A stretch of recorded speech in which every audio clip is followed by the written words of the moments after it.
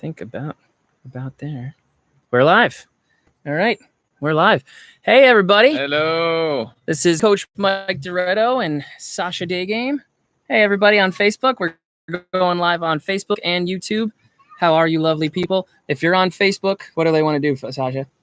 They want to move to an alternate social media platform that doesn't spy on them and whore out all their information to evil corporations. But first, start watching this on YouTube. That's right. Do watch this on YouTube also. That's also evil, but don't worry. We've at least got some alternatives for YouTube. Do watch it on YouTube if you can, because I'll be holding this for a while, but I know myself, I'll probably at some point be like, I'm not going to hold this phone up. This is gay. And I'll throw it away. And then we'll keep going on YouTube. But do as you like. So we thought we'd do a little rant because I'm together with Mike in Boston. We did a little jiu-jitsu yesterday. That's right, we did. Yep. I feel pain. But no, it's really fun. It's funny when you're not doing it, and then you get in there, you get a little physical, and you learn how to like choke a dude out, and you're like, this is fun. You choking a guy out, like learning how to do this is fun, and it's a good time. So yeah, we thought we'd do a little rant on ego. Because it's something really major thing in my life, because a lot of people think oh, Sasha, he was a dating coach, he was a pickup guy, he was teaching guys how to pick up chicks, but I had an epiphany back in like 2009-ish, maybe it was like early 2010, but many years ago, where one student was struggling, he was really like and I just made him go do some crazy ass shit, and he just went and did some silliness, just absolute silliness, and he came back. And he just had changed after just being silly. And then the rest of the weekend was easy. You want to stand that there? The sound's going to be poopy there. Well, then we should go to YouTube. That's right. It'll be a little better on YouTube. Hang on, let me put this here. Actually, Mike, I have a crazy idea. What if we put it here and I can see both of us? Hey, and it just blocks our thing. But it doesn't really matter. We don't need to see ourselves. Excellent. Huh? All right. Who's a genius? Yay. But basically, yeah, so I just had this realization of like, okay, something really shifted for this guy when he did some silly shit where people would have thought he was a bit of a retard, but he just didn't care in that moment. Something shifted. And then I was talking to him after the course, and I was like, and he was so on fire after the course. He was just running up to girls and doing whatever the hell he wanted, and getting phone numbers. It was unbelievable. And I was like, hey, so what was the best part of your course for you? And he said to me, actually, it was where I went and did that one stupid thing where I went and I tried to, what the exercise was, it was just totally random. I came up with it in the moment. I said, take that garbage can and pick up the garbage can on the street, walk up to the person standing there and be like, hey, do you want to buy some garbage? That was it. It was just completely ridiculous. But he said, when I did that, and it was, even though it was completely stupid, I did that and I found it funny. And I realized actually it doesn't matter what this random person thinks of me. It makes no difference. Then something snapped in him. He was like, fuck it. It doesn't matter what anybody thinks. And he just went completely on a complete rampage with the ladies. So ever since then, even though people go, oh, Sasha helps guys meet chicks, actually, even though there was an element of like, yes, talking to them and how to flirt and how to arrange things and how to all this kind of stuff, but actually a critical ingredient, if not half of everything I was doing or even more, was actually just teaching that one aspect of social freedom.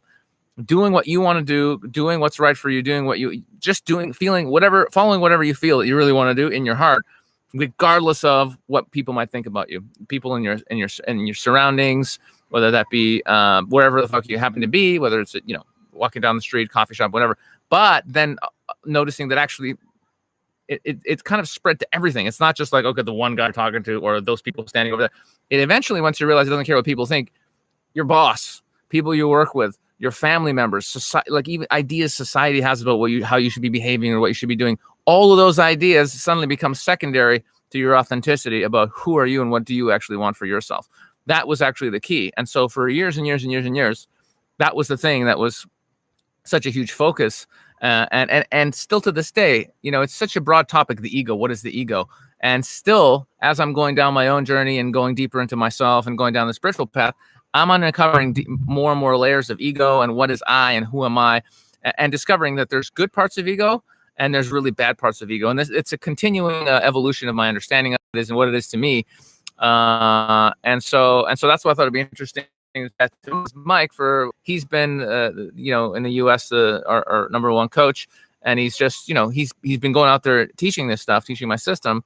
But he's the one who's in field regularly, and so he's probably has a lot of thoughts on, you know, his own the constant evolution of what we're teaching here. So we thought it would be nice to talk about the ego a little bit and what it is and how we can conquer it, or at least the bad part. Exactly. The bad part, because conquering the ego completely would actually be spiritual enlightenment, right? That there to be no ego would be there would be no person, there would be no Sasha at all. I would just be sitting there, and it would just be God consciousness. There would be no nothing. I wouldn't be like nothing. There would be nothing here. So that we're not going for that. Yeah. Generally the way speaking. that I explain it to the students, actually, when I'm on the call with them, is if you completely eliminated the ego, you're right. There'd be nothing here because you'd be fucking dead. The ego, we still need the ego. The main goal of the ego is to keep us safe. And the way that it thinks it can keep us safe is by keeping us separate, by keeping us isolated from any potential threat. So it's actually your ego that tells your consciousness, hey, you are not one with oncoming traffic. Stay out of the fucking road. All right. That's your ego doing that. So you completely like, that's the problem if you experience ego death on mushrooms, like, or many things. Yeah. That's why you need a sitter, so you don't wander off into the fucking woods in the middle of the night when it's 30 below zero and die because you have no ego. Right. But if we can get our ego to start working for us, then we can supercharge our results in whatever area we're in. Well, the problem is so that's a healthy part of ego. Don't walk into a frozen lake. That's good. I think we can all agree. Yeah. Don't walk. You're not one with the ice. No, that's not okay. But the part of the ego that says, oh, I really want to meet this person over there. They seem so interesting and wonderful. But let's say it's someone you're attracted to. Maybe you want to date them. And the ego comes up and says, nah, bro, she's probably going to reject you. And you're like, yeah, I probably shouldn't do it. That's not helping you. Nope. Because there is no chance of death. Right. There's no chance of death. And you come up to go, hey, what's up, cutie? How's it going? You're too old for me. Get away. Yeah. You are no closer to dying than you were before you did that. At all. And so that's the problem with the unhealthy part of the ego. It's stopping us from doing things it perceives as a risk to our actual existence rather than or something that might just, you know, feel a little bit poopy to the ego, which maybe thinks it's super cool and super awesome and whatever. So that's the part of it that we want to destroy. That unhealthy part that's like, no, you don't want to do that. You know, and I've had this exact situation with students of mine. They're earning a certain salary. They're being massively underpaid. And they're, you know, and they know it. And after doing the course and actually stop getting a fuck what people think, they walk right up to the boss and was like, yeah, so either you increase my salary by 50% because that's what I should be getting paid, or I'm just going to find another job because I know I'm worth it. And the next day they're like, yeah, so he just raised my pay and apologized for underpaying me. And I was like, nice. You know, some guy told me he got like he saved $20,000 right after the course because he was too shy to bid. He wanted to buy this one particular house. It was about 20 grand more than he could afford. And he's like, oh, I guess I can't afford it. But after the course, he was like, no, I'm going to go for it anyway because I'm not afraid of the rejection. So he found the owner and was like, hey, bro, I'll give you this amount. It's 20,000 less, but that's what I have. And he was okay with it. And the guy was like, yeah, all right, I'll take it. So he's like, I got the house I wanted because I just wasn't afraid of the rejection anymore. Yeah. And there's thousands and thousands. I mean, countless. I don't know, thousands. There's just fucking countless stories of people where once they just were like, actually, fuck that ego part. I don't need that shit. I'm going to do what I want. Whole reality changes. Recently, I got to tell you, you just taught a guy a couple months ago. Real quick. Yeah. Shout out to Tony. We see you. Tony just trained with us in Boston. He's at the airport. He's getting his flight back to California now. Tony, you did great. It was great working with you. We'll see you on the West Coast someday. What's up, Marius? Our boy Marius. He's training. He came to the Infinite Man Summit. He's training with us in November in London. He's a great guy. He's a character. He's a funny dude. And anybody else before we get going? Let me see how this goes. Sasha the OG. Hello, Ladislam on Facebook. Leonardo, what up, Leonardo? Thanks for being thanks for being with us today. Thanks for merging us. Thanks for merging with us. Thanks for joining they with dropped their Infinite Man ego and Consciousness. we all became one. That's right. We're all one here in this broadcast. So what were you telling me? So another story, and the thing is, it's what's so amazing is even though I've been doing this for so long, 2000, like 10 years at this point, 10 years plus I've been doing this stuff. And still, I still hear stories that just blow me away at the changes the guys have. It's unbelievable. So you just trained a guy, Matt, great guy. He's in real estate, right? He came to the course, and surprise, surprise, he started taking way more chances. Started dating tons of girls, and I just filmed the testimonial from him. That's so fucking raw and real and amazing and so inspirational. I really want to just stick it up on YouTube, and I will shortly. But he was basically saying not only like now his whole dating life, like not just he has infinite dates, like he's just like every night is packed, not just with women, but he says people keep inviting me to stuff because I always got girls around and I'm super not needy and I'm a lot more confident now. So everyone keeps inviting. He's just like, I keep getting invited to like these fancy rich houses with wine tasting and all this other shit that no one ever invited me to. But now everybody wants me at their party. And I have all these dates and I'm completely not needy. And he said, when I realized that I don't give a fuck, I can take chances and I'm not afraid of rejection anymore, he went back to his work. He said, I mean, you got to watch the video. He just basically says something inside me shifted.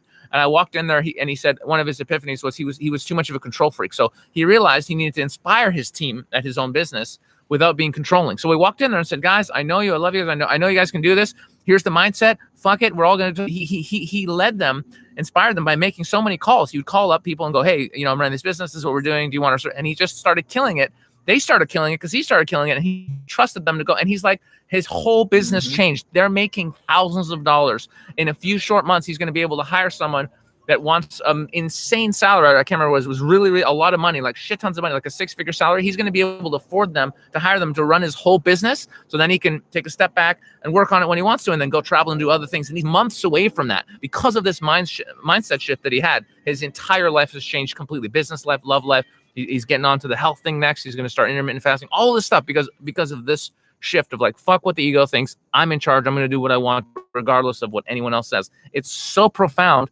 And I've realized recently it's the cornerstone of what I've been teaching. Even when I was teaching pickup boot camps or dating, all that kind of shit, it didn't matter. It was actually all about social freedom, following your heart, following what's authentic. And we keep doing this today. And with Infinite Man, that's all we do. It's beautiful. And it was great when he showed up on course. He was so you could see it was so we've got multiple testimonials from this guy. We got the one that he filmed with me, the before and after, and you can just see before he's all stiff, he's all up in his head, and afterward he's just his shoulders are low and he's just like, oh my god, he doesn't give a fuck. This guy's so like happy. He's just all the time happy as fuck. He's just like, I can't. I'm even hanging around this guy. I'm like, how did you get so happy? And he's like, your course. I'm like, yeah, oh yeah. He's ridiculous. He's one of multiple examples of guys that have taken the course and said to themselves, oh my god, I didn't realize life could be this good, this easy. Most people think like, you go outside and you see a bunch of people walking around the street. And I don't know if you're like me, but the way I felt before taking the course was that there was a barrier, like an invisible glass shield around every person. And if I wanted to talk to one of them, unless it was something simple, like asking for directions, I had to somehow get through that barrier because every person I assumed wanted to be in their own little barriers. And who the hell was I to say anything? Now, really, we're talking about ego here. How does that relate to ego? Well, I always like to say on my sales calls and to my students, the ego is the most overzealous, overprotective mother in the universe. And it's the most manipulative mother as well. So the ego's job is to keep you safe, is to keep you, safe. Its job is not to keep you happy. Its job is just to keep you safe. So if the job is to keep you safe, well, don't interact with anybody because they might be mean.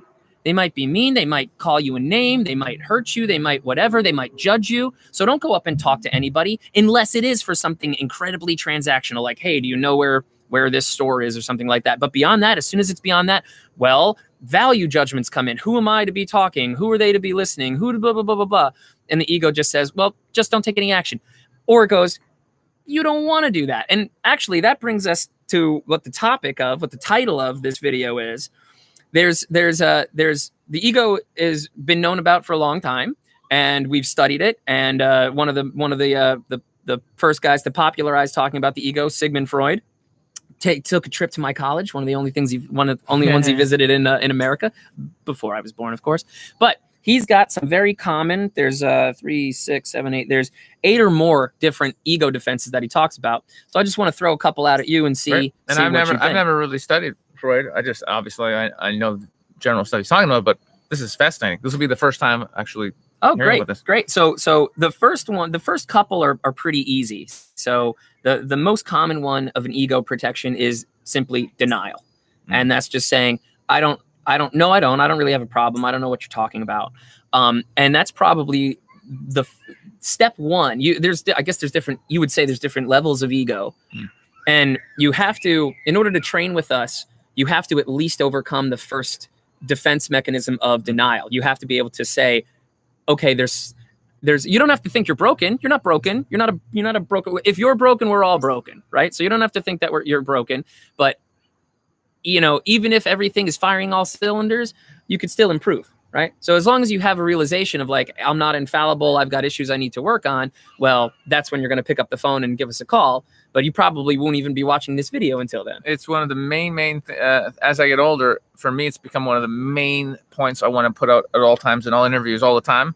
None of us are perfect. We all have our own shit to work on, period. And if you can't admit that, if you can't look in the mirror and go, yeah, you have stuff to work on, you're not going to get anywhere in life. You are going to be single. You're going to be fucking broke. You're going to be depressed because you will never improve. Even if you think, oh, things are pretty good. If you really think you're done growing, you're probably going backwards, to be honest.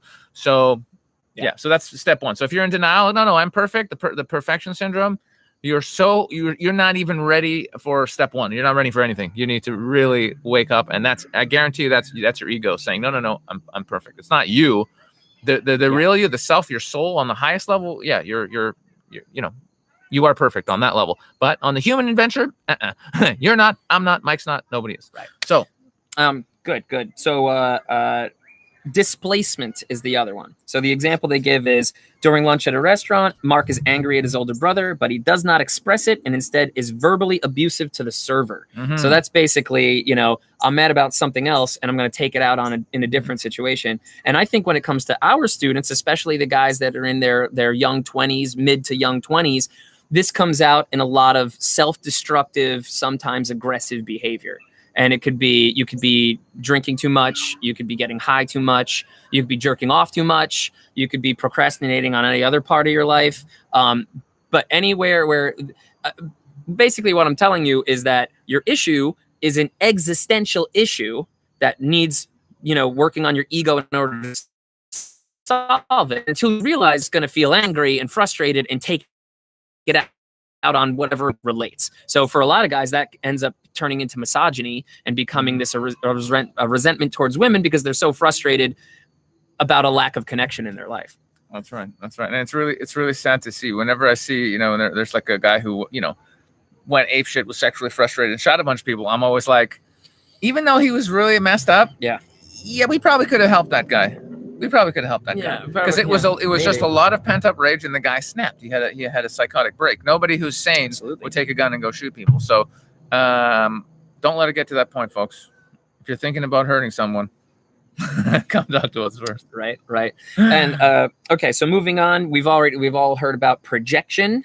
So you're feeling something, so you just project that onto the other person. A lot of times when it comes to ego, it can be like a lack of knowing yourself. So you just assume that nobody else is trustworthy either, right? Because you don't know yourself intimately. You think, well, how can I take this guy's advice or coaching, or how can I believe his story? Because you're just assuming that other people feel the way you are, or you're just projecting your own emotions onto the situation. Yeah, that's a big one. I'm having all these flashbacks of guys I've dealt with over years, and I'm like, oh yeah, that guy was doing that a lot. Yeah, generally speaking, like what you see in others is what you see in yourself. So if you're really not trusting other people, you don't trust yourself. If you're very angry and you hate people, well, you hate yourself. Because think about it, just instinctually. If you completely love yourself and you're like, I love me, I'm so wonderful, I want to go share this love. When you see people, your automatic thing will be love. I love you too. I love you too. Absolutely. Because why would I'm so used to loving me? Why wouldn't I love someone else? So yeah, that makes perfect sense. Yeah, and when you're in, we attract what we are. And so if you're an untrusting person, you're probably going to attract other paranoid people, and this is going to just reinforce whatever negative situation you're in. Now, this is interesting for me because I'm just thinking about my own situation. I'm a very trusting person, even though I've been fucked over lots of times before. My nature is still to be very trusting. So what I'm learning is something called discernment. Where it's like, even though naturally I'm very, very trusting, I'm actually somebody who needs to consciously be like, even though my nature is trusting, really like feel, where's this person coming from? How long have I known them? If I've only known them for 2 weeks and they're asking me for some money, that's a red flag, right? So discernment is really important if you're someone like me who's actually naturally very, very trusting. But the beautiful part is because I'm on the path of self-love, self-discovery, self-healing, I haven't allowed these experiences of me having, people taking advantage of me. They haven't affected me. Only to get me more consciousness and, okay, I need to be more careful how I deal with people because I'm so trusting. But I have met people who are completely distrusting and angry and think and are negative because they've had bad experiences. And that's a very dangerous trap to fall into. So you cannot allow yourself to be shaped unconsciously. You got to be aware of what's going on and always be moving. Forgive, get over, learn the lesson, and then move forward to becoming the version of your best self that you were meant to be. Yeah. Actually, Marius, if I'm wrong about this, forgive me, but I think it was Marius who oh no, it wasn't. I'm sorry, Marius. Never mind. It was another guy, another Infinite Man Summit attendee who, when we originally spoke, he was like, I'm really sorry, man. It's just my father raised me to be very distrusting of anybody who's trying to sell me something. So I want to buy from you, but I just can't bring myself. And I was like, okay, you're gonna have to work on that, right? And he was like, yeah, I do. And then, but 6 months later, he came to the summit, and then he's like, oh yeah, now I want to do the VIP, and now I want to. So for all of these things that we're talking about, guys, like if this is resonating with you, these are things that you can literally Google, like, how to get around rejection, how to get around denial, how to, like, you can just Google the term and start looking up articles, or come train with us, right? There's that. Rationalization. So that's basically justifying your behaviors, and everybody does that sort of thing. That's one of the things we get a lot of with the students. And I guess I'll give a little example. Kim failed his history course because he did not study or attend class, but he told his roommates that he failed because the professor didn't like him. Yeah, right. There's one, we get that all the time. Oh, women just don't like me, or women only want money, or they're all gold diggers. They all want this, they all want that. Some excuse. Oh, she's gonna want too much of my time. Basically, any rationalization, any excuse, any justification for why you're not doing something that you should be doing, or that is a healthy thing. That's what we're talking about here. It's so ridiculous. I have so many things coming to my head right now. It's just like, yeah. That one though is fixed with the why game. So if you worry that you might be rationalizing for something, just keep asking yourself why over and over and over again until you either get down to an answer that really truly makes sense, not just to you, but to the other people listening, or you keep struggling to find an answer. If you're struggling to find an answer, then you realize that this is emotional. It's not logical. You're making it up. So don't try to be rational about it. Either accept your irrationality and be like, yeah, I know I'm being irrational, or work to change it. How many times have we had guys on the phone and we're talking to them and they're like, yeah, I haven't had a date in 2 years and I have no idea what I'm doing. I really need help. Yeah, cool. So do you want to just do the training with us? Oh, no, I'm going to figure it out on my own. Figure it out. I'm going to get there on myself. I'm in my mid 30s and I've already not been able to apply a bunch of other advice, but I'm sure I'll figure it out. One guy, very sadly, I haven't spoken about it, but ripped me off recently. Somebody I worked with for many, many years, and he basically just stole a bunch of shit and a load of money that I trusted him with. And he goes, yeah, but it's okay that I did that I broke your trust, even though you always supported me, and I stole money from you and shit. It's okay because I feel like you weren't paying me what I was worth, so it works out. It works out the same that I stole from you. That's what he said. Literally, that's what he said. That's asshole. Yeah. Well, he's somebody who's completely in this, brutally mired in ego, and he can't see it. Yeah, absolutely can't see it. Well, I mean, that's entitlement. Entitlement's not an ego defense, but it's definitely a mutation of a bad ego. Like, and when I call him on it, he gets really, really angry and starts swearing at me and telling me, it's all of it. It's, in fact, this is amazing. I need to check out this list. I need to go more into this list because it's like, wow, we need to be doing this on our consults. Just okay. So, ego checklist. Here we go. Yes, you need social freedom, bitch. You need to destroy that ego. Yes. For rest assured, for everything, every concept that Sasha teaches, I have read the book that goes along with it. So, except maybe some of the higher level consciousness stuff. With Power versus Force, I'm reading now. Reaction formation. So that's reducing anxiety by attempting to adopt beliefs that are contrary to your own. So this one's a little bit more rare. But Nadia is angry with her coworker for always being late because she's partying. But instead of calling her out on it, she says she's really agreeable and says that partying is cool. So basically, she's saying the opposite of what she really feels. Actually, you know where I do get this? I get this on sales calls all the time. And this is how this happens on the sales calls is I get a guy and they're like, oh my God, this is amazing. Yes, I definitely, and they're so, yes. And I'm like, oh, you seem a little too excited. And I never hear from those guys again. Like the guys that get Interesting. too excited and like, I'll definitely call it. And the more they go out of their way to justify how they're not going to be like like other guys. No, I'll call you back tomorrow. I promise. You can give me a day to think about it. Blah, blah. Never fucking hear from them again. Yeah, I remember that actually happening a lot now. The people who say, yeah, this is 100%. No, but it's almost like an overcompensation. I guess they're saying it so that you like them. Right. Yeah, they're Yeah. conflict averse in the moment, and their ego is saying, "Don't be honest to this guy because he might yell at you, or he might make you feel bad, or you might feel, whatever. It'll remind you that you're not taking action. So just agree. And there's different ranges of that. There's some people that are so out of touch with themselves that they truly believe what they're saying. Right? They believe they're going to call me back tomorrow. And then when their ego really gets a hold of them, is like, no, you're not doing that. Like they're actually surprised by this. And then those people actually, I feel bad for them because they probably feel really shitty.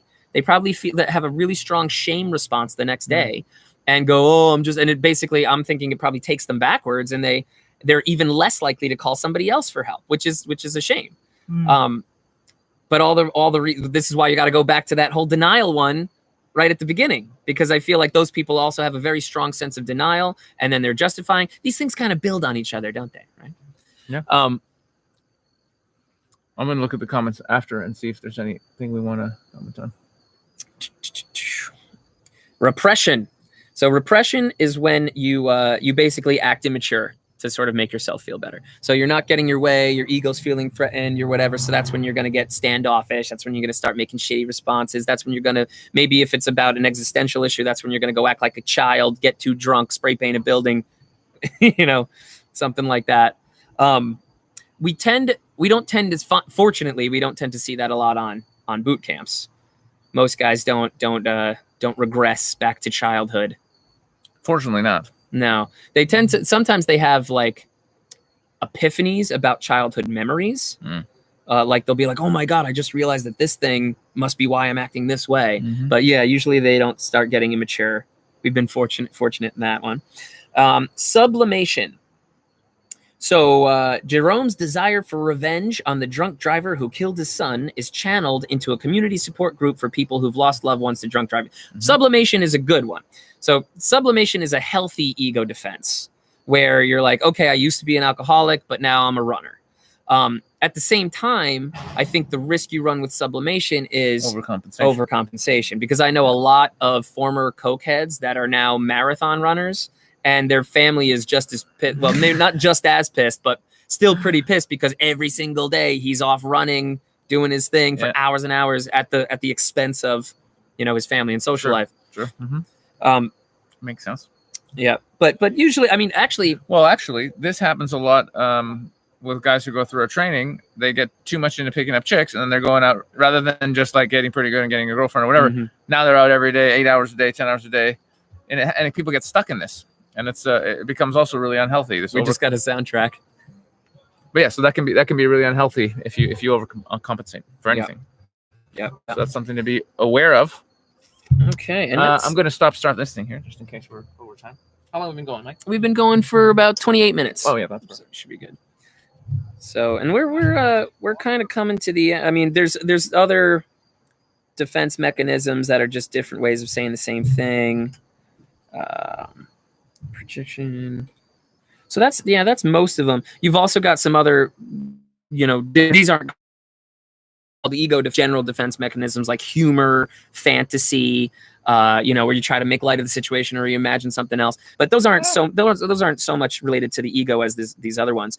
But yeah, that's the majority of them, and we tend to see some version of almost all of those every boot camp, which is fine. But yeah, really all you guys need to do out there is get past the denial one. Be able to accept that you've got issues, that you got things you need to work on. You can accept that you have flaws without having to feel like a bad person. The ego is what makes you feel bad for having your flaws. I'm late for shit all the time. It's I'm constantly late for anything unless like it's a plane, right? I know it's disrespectful to people sometimes. I know it has to do with my ego thinking that what I'm doing is more important than everybody else, blah, blah, blah. I do feel guilt about it at times, but I don't feel shame. It's a part of my life that has been there forever. And to be honest with you, it's not at the top of my priority list of things to fix because it hasn't become a detriment to my life. So I'm just choosing to accept that flaw, to recognize it, but also accept it. So I have a flaw, but I feel guilty about it when I do it, but I don't feel shame. I don't feel frozen. I just feel like it's something I'm not. This could apply to about your ice cream addiction. Yeah. I was just about to say, this could apply to food addictions. It could apply to weight. It could apply whatever. You don't need to be perfect. You just need to be able to say, I've got an issue that I want to take steps to correct. Yep. Awareness is the first step always. Just acknowledging like, oh, okay, I can be reactive sometimes, or sometimes, I ignore things that people are telling me that I know will help me a lot, and I tend to just like deflect it. So maybe I should listen a little bit more. Just being aware of what you're doing is the first critical step. Awareness. Yeah. And on that note, we'll close on this. So we've described a lot of stuff, but we haven't given you a lot of useful step-by-step things you can do to actually make some progress on this. But really, this boils down to your ego. You can think of it in a variety of ways. You can think of it in like a consciousness way, as like it's this entity that you need to battle. You can think of it as like the physical parts of your brain, like your basal ganglia, which is concerned with pattern recognition and pattern maintenance. You can think of it as thought patterns. Getting it? The mosquito. So let's take the thought pattern approach, right? So here's a situation. Let's say you're going to go. Well, actually, I'll tell you what I do on sales calls. Okay. So your ego, it's the most overzealous, overprotective mother in the world, and it can't do analysis. Your brain is not built for analysis. You think it is because you're thinking all the time, but it's really built for prediction. Prediction is what keeps us alive. Prediction is what keeps us from getting, hit by cars and walking into, whatever. It's prediction. So the ego, the predictive capabilities of the ego are even worse than the rest of the brain. The predictive capabilities of the ego say this: status quo equals alive. That's it. Status quo equals alive. That's the only thing the ego can predict. So that's why every time you try to change it, the ego goes, no, we might die. So you're like, okay, well, we're gonna eat healthier so we lose weight. Well, that's different than the status quo. The ego can't analyze that. It just predicts potential death. So how do we fix this? Whenever the ego pipes up with something that's meant to keep us in place, and you'll know when it's doing that because it's the thoughts you think all the time, you have to stop it, recognize it for what it is, a falsehood, ego trying to keep you in place, and then replace that with the positive thought or action. So one of the things that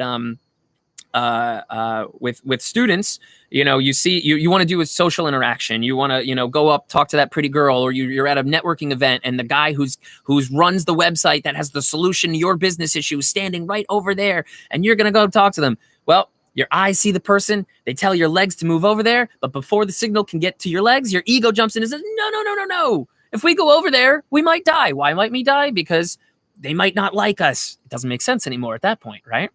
So you have to say no, ego. Or if we spend this money on this course and it doesn't work, we'll starve to death. We'll starve to death. Yes, then we'll die. No, ego, that's not true. I'm not going to die. I'm going to go over there and see what happens. And probably the best mindset for this is simply the number one mindset that we teach on the course: curiosity. Whatever excuse your ego gives you, say, let's go find out.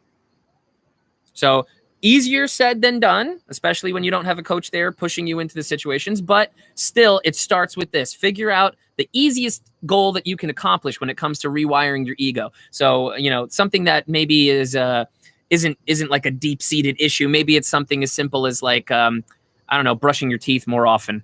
If you've got bad oral hygiene, that is, whether you think it is or not, that is also part of your ego. You got into the habit, and your ego wants to maintain that habit. It just wants to maintain habits. That's all it wants to do. So even if you're like, I'm going to brush my teeth more often, I'm going to floss. I'm going to start flossing every day, right?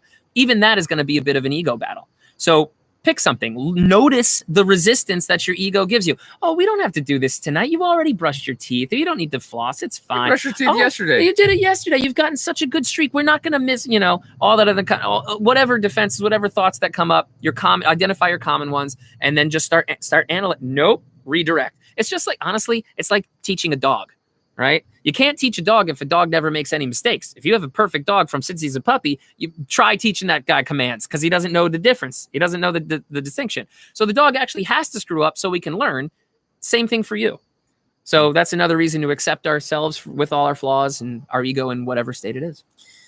Yeah, I think I read in a book somewhere that said, the reason we're so afraid of rejection now is because back when we were in tribes, living in tribes, if you got rejected by the tribe, typically they would kick you out of the tribe, Right. And out there alone, You're dead. You're dead. Yeah. You're actually going to be dead. A social death is a real death. So it used to be that a social death was a real death, but now, so consensus, following consensus and not getting kicked out of the tribe, that was how you'd stay alive.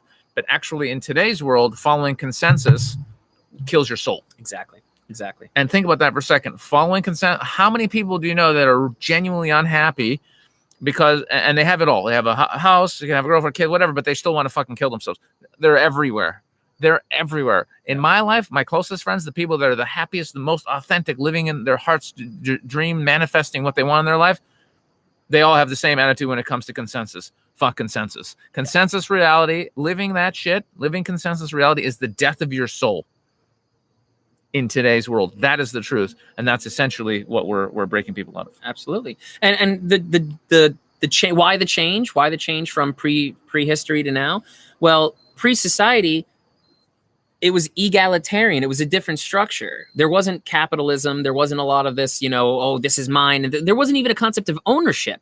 People didn't say, this is my cell phone, right? It was the tribe's cell phone. It was the tribe's thing. And everybody had a role to play, and everybody knew what that role was from day one. You probably did what your father did. And if you didn't want to do what he did, they'd probably find you another. Oh, we're not going to kill you just because you don't fit in, so we'll make you the tribe joker, or, whatever. We would probably be warrior priests, you and I, yeah, right? Me a little bit more warrior, you a little bit more priest. But the same sort of those would be our sort of roles, right? Shaman, the fighting shaman. But in today's world, because of ownership, consumerism, capitalism, all these other, it's basically your tribe is, you have to build your tribe. You have to find your tribe. And you can't find your tribe until you take enough action in your own life to define what it is that you believe in. How do you want to run your life? What do you value as a person? What makes you happy? What financial or business pursuits do you think help the world that you want to get? You got to figure all this shit out for yourself. Whereas in the past, your tribe and everybody all got along together, and there were any big issues were no big deal because you still all were happy together. You didn't have cancer. You didn't have if you had schizophrenia, you were much more empathetic to the schizophrenic, right? Tell me, tell them. Yeah, that's right. Anyway, life was a bit better. Check out the book Sex at Dawn if you want to read about how life was not as shitty as people try to make it sound before society. Things were pretty good back then. But nowadays, we have no leader, we have no, chieftain, we have no whatever. All of the people that are supposed to be leading us are obviously bad role models. So you men out there, you women too who are watching, you need to define your own reality. You need to decide, what do you believe in, and which of your beliefs are helpful and which are harmful. There's no point in believing something true if by believing it, you end up having a miserable life, right? It would make more sense to believe something that's false that leads you to happiness than to believe something that's true that makes you miserable, right? I mean, unless the goal of your life is to be miserable, right? So perception is reality. You guys figure out what your own reality is, and then you can build your tribe. It comes down to live your own truth because again, millions of people believe something to be true, but it's actually not. Mm-hmm. So it's like live your truth and refuse to accept other people's truth if it's not true for you, if it doesn't serve you. YouTube keeps blocking everybody that swears, and I keep, because someone wrote "fuck consensus." This is why we need. And I'm like, to be approve, on decentralized platforms. Yeah, I just opened an account over on BitChute. I believe the account is Infinite-Man. I put up an intro video, so yeah, I'm going to be uploading everything on there because I know in the end everything is moving to decentralization. I hate this. This is so stupid. I like swearing. Well, actually, there's a thing called Super Chat that we didn't turn on, and I think in that you can say swearing is okay. I think so. Well, there's settings that I think Oh, that's right. We could have marked it explicit if we marked it explicit. Oh, good. We're learning, yeah, folks. We can do that next time. All right, next time. But that was a lot of good stuff. I think it was good stuff. I'm sad only that I didn't read the comment. I'm going to scroll through real quick and see if there's something that inspires me. We said hi to these guys. We did say hi to these guys. Let's see here. Oh, someone said I'm looking cut. Thank you. Appreciate that. Yash, hey Yash, how's it going? Who else we got? Nonsensical reality. I like that for a name. That's a great name. Yeah. Well, we appreciate you guys watching. Give us a thumbs up if you haven't already. Subscribe to the page if you're not. Don't know how you'd find us on a live stream if you're not already subscribed, but share the video. That always helps us. Share any of our videos, guys. Really, the best way to help us is to just send somebody a link to our content. That's really it. If you like us, if you want us to keep making stuff, just share our stuff. It's that simple. Somebody has created a. What's? I don't think that's the real Jeff Burr, because Jeff. He's interviewed me lots of times, and he wouldn't say this young gentleman. But hi, fake Jeff. How's it going? But it's okay. Jeff, the real Jeff, is out there somewhere. Oh, speaking of Jeff Berwick's Anarchapulco Conference, February 16th and 17th, immediately before Infinite Man Summit 2018, February 18th and 19th.